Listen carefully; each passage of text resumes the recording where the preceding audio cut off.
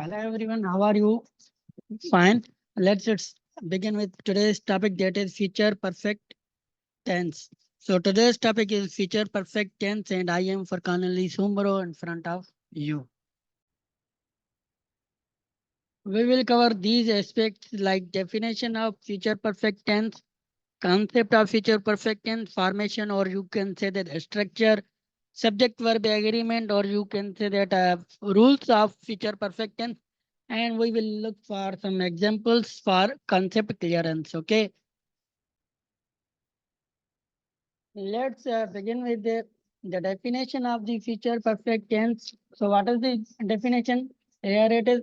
The future perfect tense is used to indicate that an action will be completed before a specific time.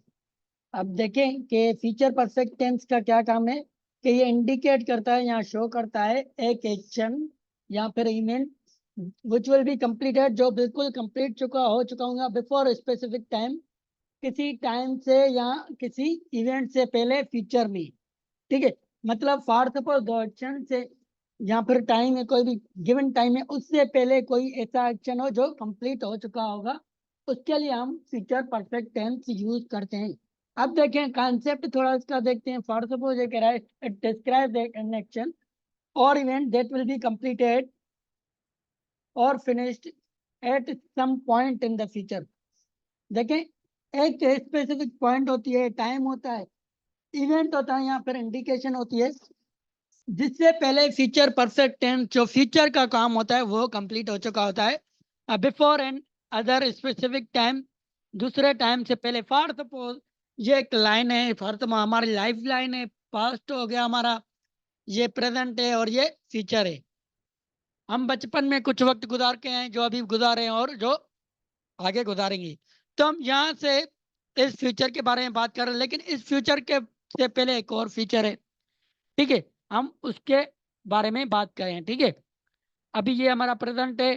For suppose ये कोई भी action like अगर मैं ये कहूँ कि भाई मैं एक प्रोफेसर बन चुका होगा, लेकिन उससे पहले मैंने डिग्री ली होगी, so I will use that I will have completed my graduation before becoming a professor. मतलब प्रोफेसर बनने से पहले मैंने ग्रेजुएशन कंप्लीट कर की होगी। ठीक है, और you can say that we will have completed the grammar course before the direct test of entry test.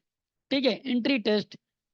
तो ये एंट्री टेस्ट की बात हो रही है। फॉर सपोज अब ये 23 जून है, ये आईबीए की मतलब एंट्री टेस्ट होगी, तो इससे ये 20 जून तक हम क्या करेंगे, ग्रामर कोर्स कंप्लीट कर चुके होंगे। ठीक है, तो ये कह रहा है we will have completed grammar course, ये क्या कंप्लीशन की बात हो रही है। ठीक है, completion,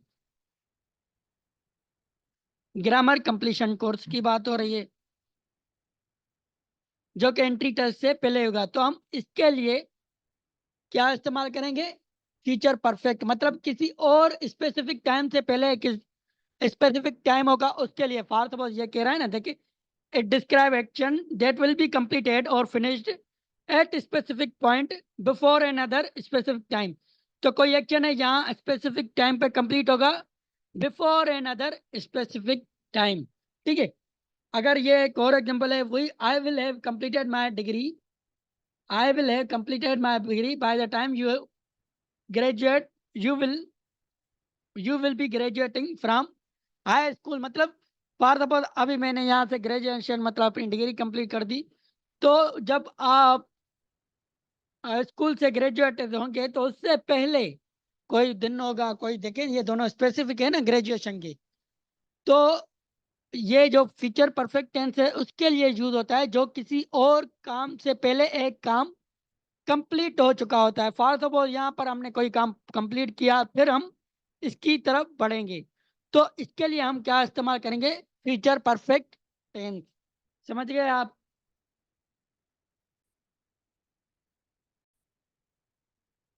let's learn about the structure of future perfect tense, मतलब ये इसकी फॉर्मेशन कैसे होती है। ठीक है, अफर्मेटिव सेंटेंस में आपको पता है कि ये स्टेटमेंट होती है,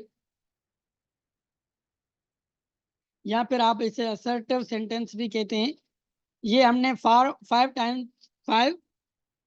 काइंड्स ऑफ सेंटेंसेस में पढ़े हुए हैं, ठीक है। इसमें क्या होता है, we place subject doer of an action first in the beginning of the sentence and then auxiliary verb, इसे हेल्पिंग वर्ब भी कहते हैं, ठीक है, जो सब में यूज होता है। पास्ट पार्टिसिपल भी यूज होता है, मतलब मेन वर्ब यूज होता है। And receiver of an action, जो उस पर एक्शन परफॉर्म होता है। फॉर सपोज अगर मैं ये कहूँ कि ही, जो कि receiver of doer of an action है, सब्जेक्ट है, ही विल हैव, ये क्या है, ऑक्सिलरी वर्ब है। He will have completed, main verb आ गया, ग्रामर कोर्स, ये क्या आ गया, ऑब्जेक्ट आ गया। ही will have grammar course, he will have completed grammar course by the end of summer holidays, मतलब समर हॉलीडेज खत्म होने से पहले उसने ग्रामर का कोर्स खत्म कर चुका होगा। फॉर सपोज ये फ्यूचर एक लाइफ लाइन है, ये पास्ट है, ये प्रेजेंट है और ये फ्यूचर है। मतलब हॉलीडेज यहाँ खत्म होंगे, ठीक है, 15 अगस्त को। तो मतलब उस 15 अगस्त के पहले किसी भी टाइम में उसने ग्रामर कोर्स कंप्लीट किया होगा, ठीक है। समझ गए आप, ये फीचर है भाई, ये दोनों फीचर की बातें चल रही है। फॉर सपोज अगर मैं ये कोई कहे कि when will you get complete your graduation, तो हम ये कहें before starting the admission of MPhil program I will have graduated from my university and then I will take admission in the university for further study. And negative, for negation, you know very well, we just place add not interrogative adverb, adverb of negation भी इसे कहते हैं। सबसे पहले जो आता है subject आता है, देन ऑक्सिलरी वर्ब विल आता है, देन नॉट आता है, then have and then main verb past participle आता है, देन ऑब्जेक्ट आता है, means receiver of an action. We just add not interrogative or negative adverb of negation, like he will not have completed my assignment before you help me, like I will not, अगर ये कहूँ I will not completed my assignment before you help me, or you can say that before you will be, you will help me, ठीक है। तो इसका मतलब है कि मैंने अपना असाइनमेंट कंप्लीट नहीं किया होगा जब तक तूने मेरी मदद नहीं की होगी। Before you will not, unless you will not help मी, आप ये कह सकते हैं अनलेस, जब तक मेरी मदद नहीं करोगे मैं अपना असाइनमेंट कंप्लीट नहीं कर चुका होगा। Complete will not have, sorry, I will not have completed my assignment before you will not help me.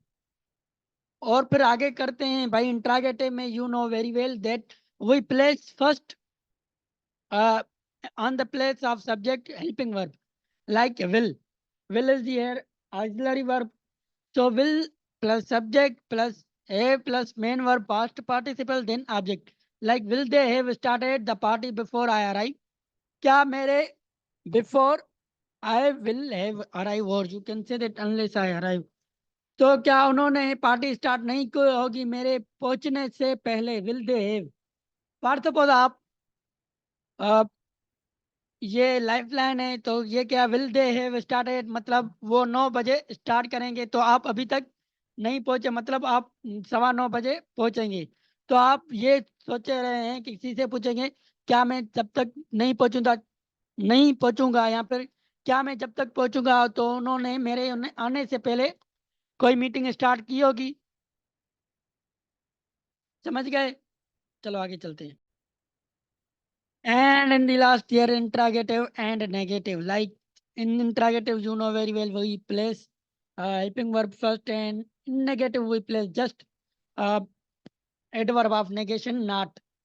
Like will plus subject plus not plus a plus past participle third form of the verb plus object. Like will you not have completed your assignment before the final exam will begin? Before the final exam will begin,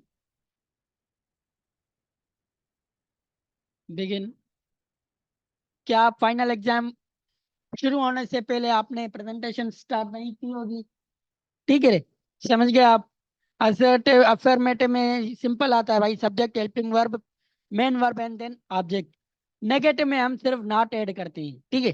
फिर interrogative negative में हम क्या करते हैं कि interrogative में हम सिर्फ विल को बाहर निकालते हैं, बाकी सारा वही रखते हैं। और एंड में हम ये देते हैं भाई इंट्रागेटिव नेगेशन की। मैं ये दिख रहा था कि आप कितने एक्टिव हैं, मेरी गलती नहीं पकड़ी आपने, ठीक है। और इंट्रागेटिव नेगेटिव में हम क्या रखते हैं, पहले verb auxiliary verb then not add करते हैं, and then in the end we place symbol of interrogation, सवालिया निशानी। अब देखिए हम थोड़ा इसके जो रूल्स हैं, मतलब फ्यूचर परफेक्ट टेंस के, उसको थोड़ा देखते हैं। फॉर सपोज देखें, कुछ चीज़ें ऐसी होती हैं जो हमेशा कांस्टेंट होती हैं। और आप ये देखें, जो भी परफेक्ट टेंस है, परफेक्ट, चाहे वो पास्ट का हो, पास्ट हो, प्रेजेंट हो या फ्यूचर हो, उसमें थर्ड फॉर्म आता है, थर्ड फॉर्म ऑफ वर्ब। ये याद रखें, थर्ड फॉर्म ऑफ वर्ब आता है, तो ठीक है।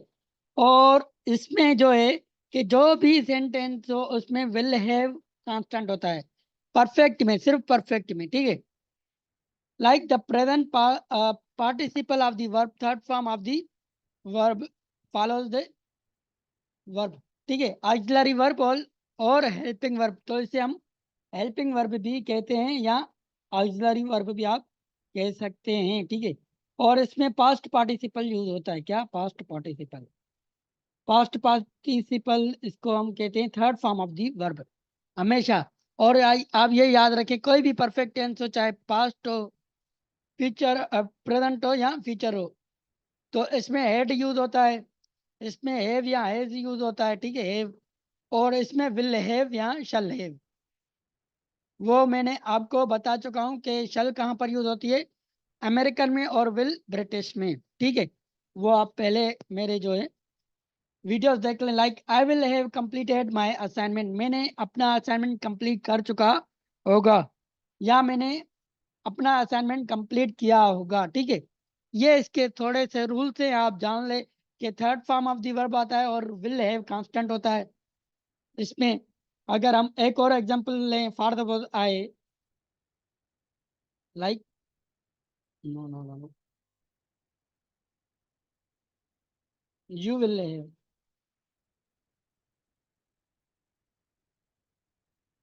कंप्लीटेड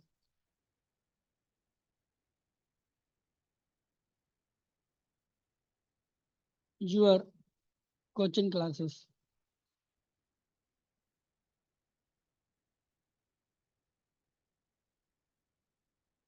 ठीक है। आपने अपनी कंप्लीटेड, जो अपनी जो कोचिंग क्लासेस है वो कंप्लीट की होगी for entry test. Entry test के लिए देखें, एंट्री टेस्ट पहले बाद में होती है, उसके लिए क्या होता है, कोचिंग क्लासेस ली जाती हैं, समझ रहे हैं। अब थोड़े एग्जाम्पल हैं फ्यूचर परफेक्ट टेंस के लिए, ये मैंने आपके लिए एक तस्वीर रखी है, जो देखें आपको अंकल किस तरह देख रहा है, ये कोई प्रोफेसर है जिसने आपको फ्यूचर परफेक्ट टेंस पढ़ाया होगा। और ये जो फ्यूचर परफेक्ट टेंस जब इन्होंने पढ़ाया तो उसका ये पास्ट है, ये क्या इसका पास्ट है।